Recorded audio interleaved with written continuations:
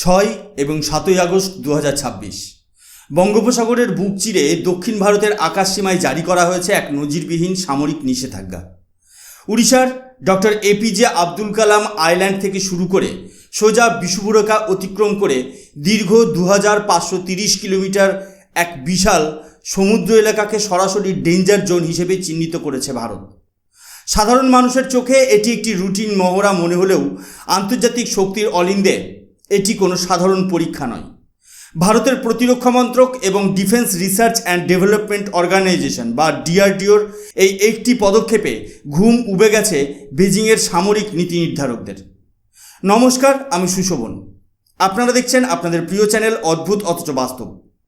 আজকের সবচেয়ে বড় খবর হলো বঙ্গোপসাগর এবং ইন্ডিয়ান ওশান রিজিয়নের উপরে ভারত সরকার একটি অত্যন্ত স্পর্শকাতর ও গুরুত্বপূর্ণ আকাশসীমা নিষেধাজ্ঞা জারি করেছে। যখন কোনো দেশ নিজেদের সবথেকে শক্তিশালী অস্ত্র কিংবা মারাত্মক ক্ষেপণাস্ত্রের ট্রিগার টিপতে যায়, তখনই কেবল আন্তর্জাতিক আইন মেনে অসামরিক কর্তৃপক্ষ এই ধরনের নির্দিষ্ট ডেঞ্জার জোন ঘোষণা করে।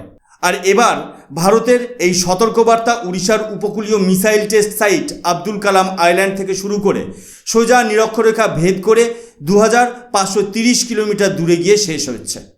এর স্পষ্ট অর্থ একটাই, এই নির্ধারিত রুটের ওপর দিয়ে কোনো বাণিজ্যিক বিমান বা জাহাজ যাতায়াত করতে পারবে না। আন্তর্জাতিক মহলে একদম বার্তা পরিষ্কার, ভারতের জলসীমা এবং সার্বভৌমত্বের দিকে কেউ নজর দিলে তার পরিণতি হবে ভয়াবহ। হঠাৎ করে 6 এবং 7 আগস্ট তারিখটিকেই কেন বেছে নেওয়া হলো? 2530 কিলোমিটারের এই দীর্ঘ পথ কি শুধুই একটি সাধারণ মহড়া, নাকি বঙ্গোপসাগরের গভীরে লুকিয়ে আছে কোনো বড় চমক? ভারতের প্রতিরক্ষা মন্ত্রকের কোনো গোপন ফাইল থেকে রাতের অন্ধকারে বের হয়ে এসেছে এমন এক অস্ত্র যা চীনের র্যাডার ব্যবস্থাকে পুরোপুরি স্তব্ধ করে দিতে পারে। সবচেয়ে বড় প্রশ্ন হলো, এই ক্ষেপণাস্ত্রটি কি মাটির ওপর থেকে কোনো লঞ্চার থেকে ছোড়া হবে, নাকি ভারতের কোনো পরমাণু সাবমেরিন বঙ্গোপসাগরের অতল গভীরতা থেকে নিঃশব্দে এই ট্রিগার টিপতে চলেছে? চীন এতদিন ধরে ভারত মহাসাগরে যে দাদাগিরি দেখানোর চেষ্টা করছিল, ভারতের এই একটি পদক্ষেপ কি তাদের সমস্ত চালকে এক ধাক্কায় নিঃস্ব করে দিচ্ছে? এই সমস্ত প্রশ্নের উত্তর লুকিয়ে রয়েছে আজকের এই বিশেষ বিশ্ব রাজনীতি বা জিওপলিটিক্সের বিশ্লেষণে। পুরো ঘটনাটি প্রথম থেকে শেষ পর্যন্ত না বুঝলে আন্তর্জাতিক রাজনীতিতে ভারতের বর্তমান আগ্রাসী অবস্থানকে সঠিকভাবে বোঝা সম্ভব নয়। বিগত কিছু বছর ধরে গবেষণার দোহাই দিয়ে চীন ক্রমাগত তাদের রহস্যময় সাবমেরিন ও নজরদারি জাহাজ পাঠাচ্ছিল ইন্ডিয়ান ওশান রিজিয়নে। চীনের ইউয়ানং ক্লাসের স্যাটেলাইট ট্র্যাকিং জাহাজ কিংবা জিয়াং আংহাং ক্লাসের মহাসাগরীয় জরিপকারী জাহাজগুলোকে প্রায়শই শ্রীলঙ্কা এবং মালদ্বীপের বন্দরে ঘোরাঘুরি করতে দেখা গেছে। বেজিংয়ের আসল উদ্দেশ্য বঙ্গোপসাগরের জলের তাপমাত্রা, ঘনত্ব এবং সমুদ্রতলের মানচিত্র তৈরি করা, যাতে যুদ্ধের সময় চীনের সাবমেরিনগুলো ভারতীয় রেডার এড়িয়ে নিঃশব্দে জলসীমায় ঢুকে পড়তে পারে। চীন ভেবেছিল তারা ভারতকে সমুদ্রের দিক থেকে ঘিরে ফেলবে, কিন্তু ভারতের নতুন নিরাপত্তা কৌশল চীনের এই চিন্তাভাবনাকে সম্পূর্ণ ভুল প্রমাণিত করেছে। ভারত যে 2530 কিলোমিটারের মিসাইল করিডর তৈরি করেছে, তা ঠিক সেই সামুদ্রিক পথের উপর দিয়ে গেছে যা চীন নিজের যাতায়াতের জন্য ব্যবহার করতে চেয়েছিল। ভারতের এই আগ্রাসী পদক্ষেপ চীনের নৌবাহিনীর মাথা ব্যথার বড় কারণ হয়ে দাঁড়িয়েছে। ভারত স্পষ্ট করে জানিয়ে দিয়েছে, নিজের ঘরের আঙিনায় যে কোনো শত্রুকে কিভাবে আটকে দিতে হয় তা নয়াদিল্লি খুব ভালো করে জানা আছে। এখন প্রশ্ন উঠছে, 2530 কিলোমিটার দূরত্বের এই পরীক্ষায় ঠিক কোন ক্ষেপণাস্ত্র ব্যবহার করা হচ্ছে? সামরিক বিশেষজ্ঞদের মতে এই রেঞ্জটি সরাসরি মধ্যম পাল্লার ব্যালিস্টিক ক্ষেপণাস্ত্র বা মিডিয়াম রেঞ্জ ব্যালিস্টিক মিসাইলের দিকে নির্দেশ করে। প্রথম সম্ভাবনা হলো এটি ভারতের বিখ্যাত অগ্নি-পি বা অগ্নি প্রাইমের একটি অত্যন্ত উন্নত সংস্করণ হতে পারে।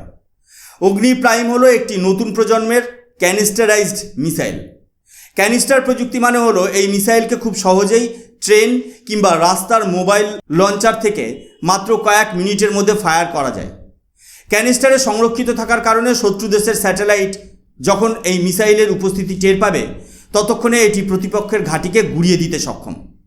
তবে ভারতের সামরিক কৌশলে এর থেকেও বড় একটি রহস্যময় দিক থাকতে পারে, যা মূলধারার সংবাদ মাধ্যমগুলো প্রায়শই এড়িয়ে যায়।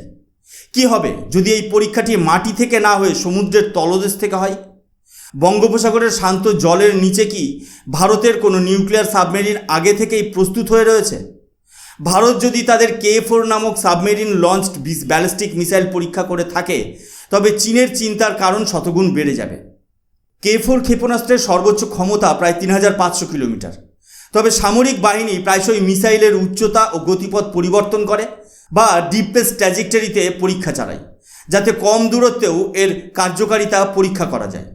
এটি ভারতের নিউক্লিয়ার ট্রায়াড এবং সেকেন্ড স্ট্রাইক ক্যাপাবিলিটিকে এমন এক উচ্চতায় নিয়ে যাবে যেখানে প্রতিপক্ষ প্রথম হামলা চালানোর পর সামুদ্রিক প্রতিঘাতের ভয় এড়িয়ে বাঁচতে পারবে না।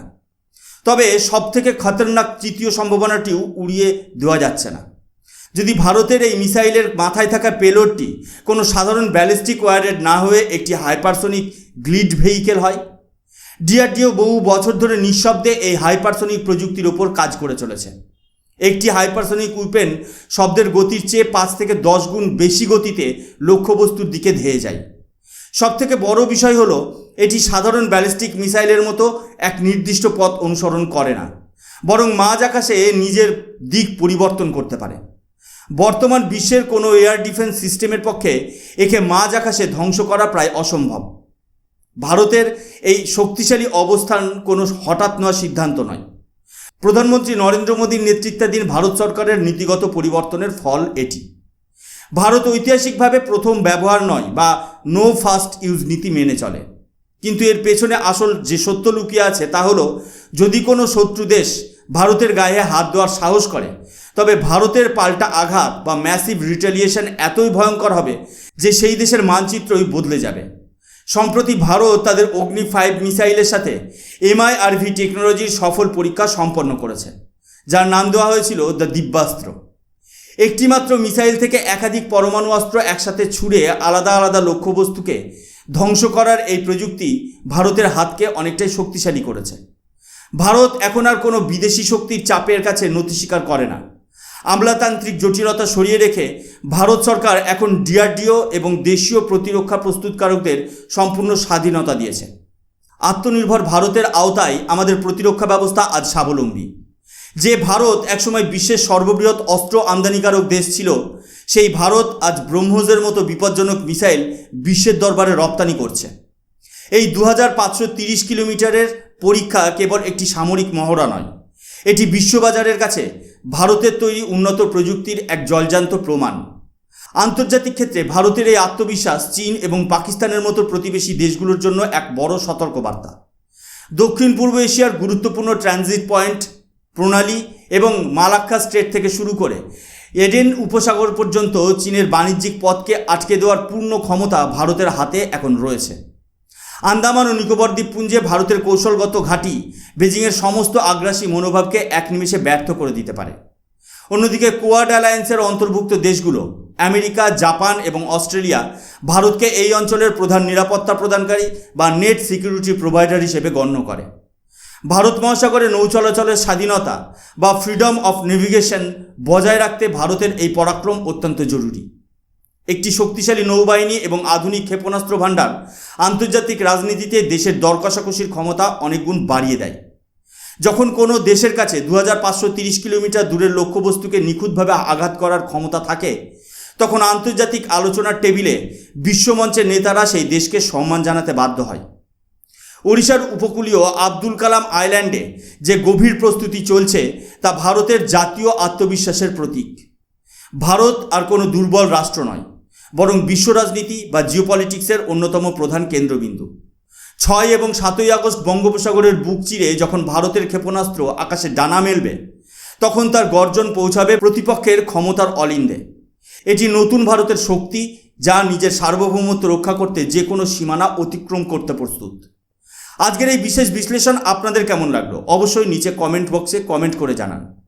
ভারত সরকারের এই ঐতিহাসিক সামরিক পদক্ষেপ সম্পর্কে আপনাদের মতামত আমাদের কাছে অত্যন্ত গুরুত্বপূর্ণ।